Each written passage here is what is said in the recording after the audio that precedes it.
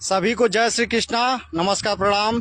मैं आपका भाई, आपका बेटा भोलू यादव, और मैं आज फेसबुक लाइव के माध्यम से आप लोग को आज एक विशेष मुद्दे की जानकारी दूंगा और एक विशेष बात बताऊंगा।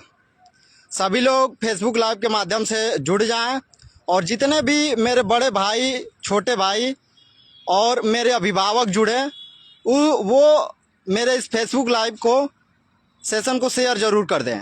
आप लोग से निवेदन है, ताकि मैं जो भी बात बताऊं, चाहे जो भी अपना वक्तव्य कहूं, वो सारे लोगों तक पहुंच सके। आज का विषय है आरक्षण। जो मनुस्मृति को मानते हैं, मनुवादी किस्म के लोग हैं, अपर कास्ट के लोग हैं, जो आरक्षण पे आए दिन सवाल उठाते रहते हैं। हम छोटे भाइयों, सभी दलित भाइयों और सभी शूद्र समाज के लोगों पर ये उंगली उठाई जाती है कि आरक्षण की भीख लेकर के तुम लोग नौकरी कर रहे हो।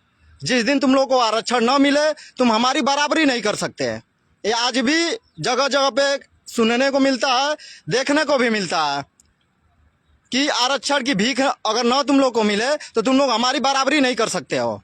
तो इन्हीं बातों को हम बताएंगे कि आरक्षण की भीख कौन ले रहा है और कितने सालों तक आरक्षण का भीख लेकर के तुम लोग जीवित थे। मैं जो भी मेरे भाई जुड़े हुए हैं, मैं आपसे निवेदन करता हूं कि मेरे इस लाइव सेशन को शेयर जरूर कर दें, ताकि मेरी बात सभी लोगों तक पहुंच सके। जो भी इन बातों से अनभिज्ञ हैं और जो भी इन बातों को नहीं जानते हैं, वो कम से कम जाने तो कि कम से कम आरक्षण खा कौन रहा है और आज भी आरक्षण कौन ले रहा है। जनसंख्या के हिसाब से जिसकी जितनी संख्या भारी उसकी उतनी हिस्सेदारी, इसके हिसाब से भी आज भी आरक्षण हमें मिल नहीं रहा है। वर्तमान की जो गवर्नमेंट है, ना जाति जनगणना करवा रही है और ना ही जाति जनगणना पे जोर देना चाहती है। आज भी ऊपर जितने भी ये लोग बैठे हुए हैं, ये कभी नहीं चाहते हैं कि जाति जनगणना हो और जाति के हिसाब से जिसकी जितनी हिस्सेदारी है उस हिसाब से लोगों को उनका आरक्षण मिले। मैं आप सभी को बता देना चाहता हूं कि आरक्षण की भीख कौन ले रहा था। 1947 जब देश आजाद हुआ, उसके पहले से 3000 वर्षों तक, 3000 सालों से जो इनके पूर्वज थे, जो इनके बाप दादा और इनके पूर्वज थे, मनुस्मृति को जो मानते हुए थे, जो वर्ण व्यवस्था को मानते थे, जो वर्ण व्यवस्थाओं को 4 भागों में बांट करके रखा, इंसानों को 4 भागों में बांट दिया गया था। ब्राह्मण, क्षत्रिय, वैश्य और शूद्र। ब्राह्मणों को तो यहां तक कह दिया गया कि आप सर से पैदा हुए हैं, क्षत्रियों को कहा गया कि आप भुजाओं से पैदा हुए हैं, और हम शूद्रों को उस समय भी ये लोग उसी नीच प्रवृत्ति से देखते थे। जैसे अब क्या बताया जाए, मैं क्या कहूं कि किस आधार पे ये लोग देखते थे हम लोगों को। यहाँ तक कि हमारी माँ बहन बेटियां और हमारे महिलाओं को स्तन ढकने तक का अधिकार नहीं था, स्तन ढक नहीं सकती थी। तो जो भी भाई इस लाइव सेशन को देख रहे हैं, शेयर जरूर करें। इन्हीं सब मुद्दों पर बात होगी और हम बताएंगे आज कि आरक्षण की भीख कौन ले रहा था। आरक्षण की भीख 3000 सालों से तुम्हारे पूर्वज तक लिए। पढ़ने का तुम्हें अधिकार था, पढ़ने का तुम्हें अधिकार था, स्कूल में बैठने का तुम्हें अधिकार था, सत्ता प्रशासन में तुम ही लोग बने हुए थे, चरपाई पे बैठने का तुम्हें अधिकार था, यज्ञ अनुष्ठान करने का तुम्हें अधिकार था। तो आरक्षण की भीख कौन ले रहा था भाई? उस समय हम लोगों को तो आरक्षण मिल नहीं रहा था। उस समय तो तुम लोगों ने हम लोगों को इन सारी चीजों से वंचित रखा था। यहां तक कि मोछ तक नहीं कोई रख सकता था। इतनी इनकी तानाशाही थी कि कोई मोछ तक नहीं रख सकता था। इनके सामने कोई चरपाई पे भी नहीं बैठ सकता था, इनके सामने कोई कुर्सी लगा के नहीं बैठ सकता था। ये सब आरक्षण कौन ले रहा था और कौन खा रहा था? जो भी ये देख रहे हैं मनुस्मृति वाले, मेरे इस लाइव सेशन को देखें, वो मुझे तार्किक बात जरूर बताएं कि आरक्षण की भीख कौन ले रहा था। तुम्हारे बाप दादाओं ने आरक्षण की भीख लिया तो हमें कोई ऐठन नहीं हुआ। और जब देश आजाद हुआ उसके 3 वर्षों बाद 1950 में जब दलितों के मसीहा डॉक्टर भीमराव अंबेडकर ने जब संविधान लागू करवा दिया पूरे देश में, उस समय भी बस दो जातियों दो हमारे समाज के दो लोगों को, अनुसूचित जनजाति और अनुसूचित लोगों को बस 10 सालों के लिए यह आरक्षण स्टार्टिंग में लागू करवाया गया। 1990 में मंडल आयोग की सिफारिशों के बाद हमें 27% आरक्षण लागू करवाया गया कि हमें नौकरियों में 27% आरक्षण मिल सकता है।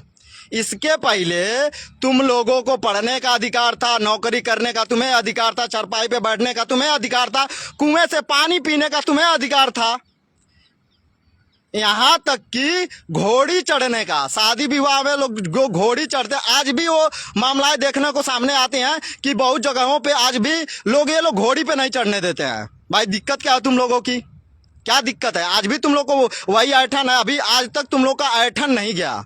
एक हमारे गांव में कहावत कही जाती है कि रसरी जर गई लेकिन ऐठन नहीं गया।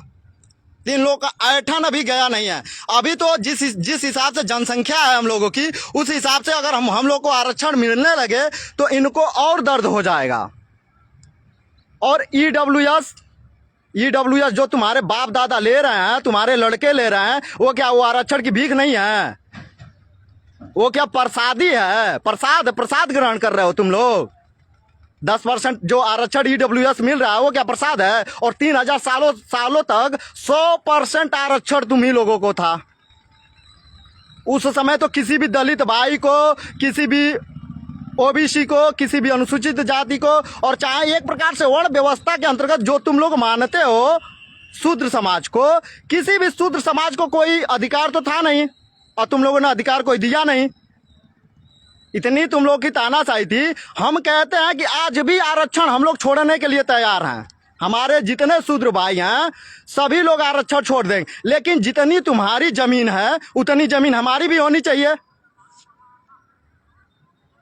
तुम क्या ऊपर से जमीनें लेकर के आए थे? तुम ऊपर से जमीन तो लेके आए नहीं थे। यहीं पे जमीन हमारे ही समाज के लोगों को, हमारे शूद्र समाज के लोगों का जमीन को हड़प करके और तुम लोगों ने राज किया है। तुम्हारी जितनी जमीन है, तुम्हारी जितनी संपत्ति है, संपत्ति के आधार पर तुम लोग कर दो बराबरी। जितनी जमीन है बराबरी कर दो। जमीन जितनी मिली हुई है तुम लोगों को, तुम्हारे बाप दादा जितनी जमीनें जोतते हैं उसके हिसाब से सारे शूद्र समाज के लोगों को बराबर का हिस्सा दे दो। आज भी हमारा आरक्षण छोड़ देंगे, आज भी हम लोग आरक्षण छोड़ देंगे नौकरी में, लेकिन तुम लोग दे तो पाओगे नहीं। तुम्हारी इतनी औकात नहीं है कि तुम बराबरी कर पाओ, और आज भी तुम लोग बराबरी नहीं कर पाओ। आज के 3000 साल पहले भी तुम लोग हम लोग की बराबरी नहीं कर पाते।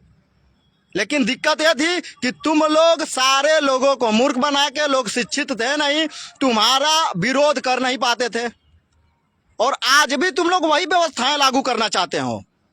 अभी वर्तमान की जो गवर्नमेंट थी वो भी अभी कुछ दिनों पहले आप लोग सुने होंगे कि 5000 स्कूलों को बंद किया जा रहा था। ये आज भी चाहते हैं कि छोटे कास्ट के जो लोग हैं, जो गांव में निवास करते हैं, जिनके बाप दादा मजदूरी करते हैं, पढ़ाते हैं, उनके लड़के पढ़ ना पाएं। उनके लड़के पढ़ नहीं पाएंगे, पढ़ेंगे नहीं तो इनका विरोध नहीं कर पाएंगे। और ये लोग वही चाहते हैं कि आज भी इनका कोई विरोध ना करे, वही व्यवस्थाएं ये लोग लागू करना चाहते हैं।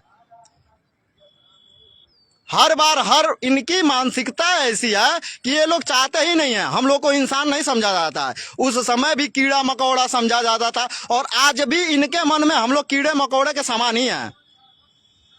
लेकिन दिक्कत ये है कि आज लोग पढ़ रहे हैं, लिख रहे हैं, और इनका जवाब दे रहे हैं। यही ऐठन हो गया इन लोगों को। तो जितने भी ये लाइव सेशन देख रहे हैं वो बताएं, जो भी मनुवादी लोग हैं कम से कम वो बताएं। मेरे कमेंट बॉक्स में तार्किक बातें बताना, फेसबुकिया ज्ञान और व्हाट्सएप ज्ञान लेके मत आ जाना। मेरे लाइव सेशन के माध्यम में नीचे फेसबुक ज्ञान और व्हाट्सएप ज्ञान मत बताना। तुम लोग को ये बताने का कृपा करो कि 3000 सालों तक तुम्हारे बाप दादा और तुम्हारे पूर्वजों ने जो आरक्षण खाया वो क्या था? वो भीख नहीं थी। वो भीख नहीं थी 3000 सालों तक। तुम लोगों ने हर व्यवस्था से हम लोगों को वंचित रखा, और वही व्यवस्थाएं आज हम लोग पढ़ लिख के, ये तो कहो कि हम लोग के मसीहा डॉक्टर भीमराव अंबेडकर जी, जिन्होंने हम लोगों के लिए क्या कहा जाए, एक भगवान समान थे, और भगवान है भी। तुम लोग इतने घटिया और नीच किस्म के व्यक्ति थे कि अब क्या ही कहा जाए। और वही ऐठन तुम लोग को है इस समय। तुम लोग के मन में इतना ऐठन है कि उसका कोई जवाब नहीं है। EWS भी तुम्हारे लड़के आजकल वो ले रहे हैं भीख में। EWS भी ले रहे हैं और ये कहते हैं कि आरक्षण खत्म कर दो। आरक्षण खत्म कर दिया जाए भाई, हम भी तो चाह रहे कि आरक्षण खत्म हो जाए। लेकिन जो तुम्हारे बाप दादा जमीन लेकर बैठे हैं, उस जमीन का भी बंटवारा कर दो तुम लोग। उसमें भी पहले बराबरी करो, बराबर का हिस्सा दे दो, उसके बाद से आरक्षण खत्म करो। फिर कंपटीशन बीट किया जाएगा, देखा जाएगा कौन किसका कितना भारी है, कितना ज्ञान है किसके पास।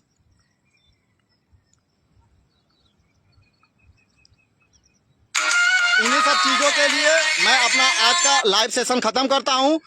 जय हिंद, जय भारत, जय संविधान। राधे राधे।